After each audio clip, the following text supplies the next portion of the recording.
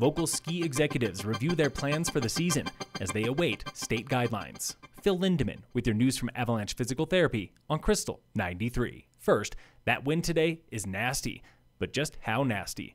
Berthoud Pass claims the record for the day with gusts of 104 miles per hour around 9 a.m. A Basin Summit hit 74 miles per hour, Loveland Ski Area 71, and Loveland Pass 63 miles per hour. Gusts at Cameron Pass are 60 to 70 miles per hour, wreaking havoc on the Cameron Peak Fire, forcing new evacuations and pre-evacs for dozens of nearby residents. The Williams Fork Fire is holding steady. The wind there is pushing flames back over areas that have already burned. 2 new fires erupted today, one small fire north of the Aspen Airport, which was quickly contained this morning, and a fire in northern Grand County outside of Parshall. It has burned 30 acres, forcing evacuations of a nearby campground.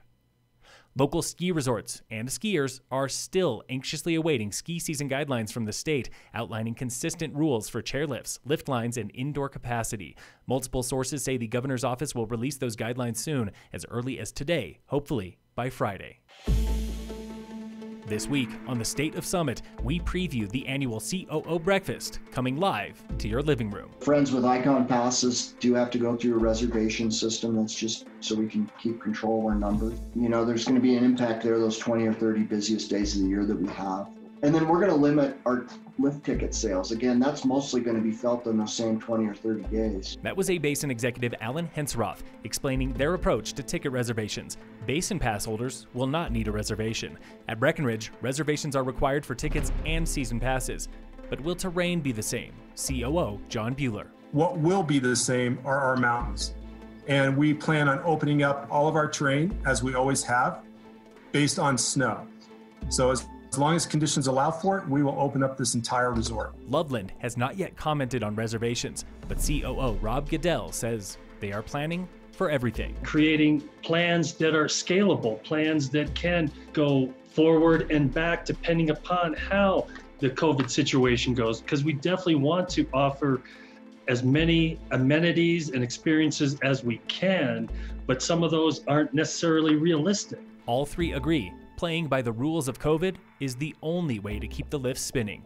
Buehler. We have to stay vigilant, and that continues to mean wearing a mask, make sure that we maintain our physical distancing, and more than anything, if you're sick, we need you to stay home. The COO Breakfast is tomorrow, starting 8:30 a.m. online. Get your tickets through 2020coobreakfast.com.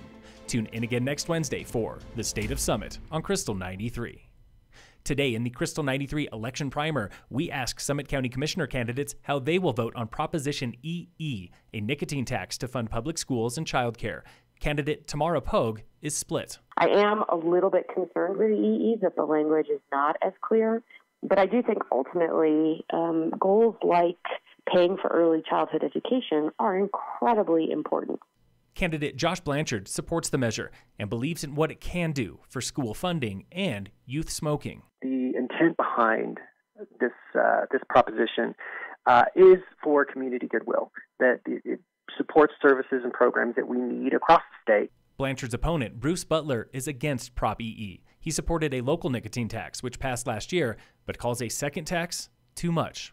I think in this case we've picked on tobacco and nicotine plenty, and we've taxed it appropriately, and for me, I think enough's enough. Tune in all week to hear more from county commissioners as we review the 2020 ballot. In sports, Broncos running back Melvin Gordon is charged with a DUI and speeding for an incident in Denver yesterday. 9 News reports he might be inactive Sunday for the Patriots. Gordon makes $16 million on a 2-year contract. And in local sports, brought to you by American Family Insurance, the Weiss Agency, Summit High football travels to the Front Range tomorrow, Thursday, for Thornton away. The Tigers enter 0-1. Phil Lindemann with your news from Avalanche Physical Therapy on Krystal 93.